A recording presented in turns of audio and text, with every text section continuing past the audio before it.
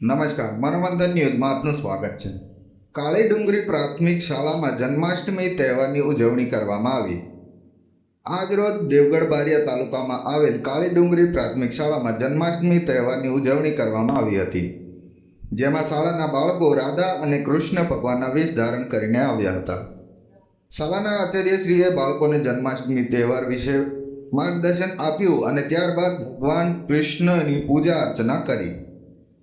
ભગવાનને પારણે ઝુલાવ્યા અને ત્યાં હાજર દરેક વ્યક્તિ ભક્તિના રંગમાં રંગાઈ ગયા હતા. સાથે સાથે મટકી ફોડ કાર્યક્રમનું પણ આયોજન કરવામાં આવ્યું હતું. આમ શાળામાં હાજર દરેક વ્યક્તિ ભગવાન કૃષ્ણની ભક્તિમાં તલ્લીન થઈ ગયા હતા.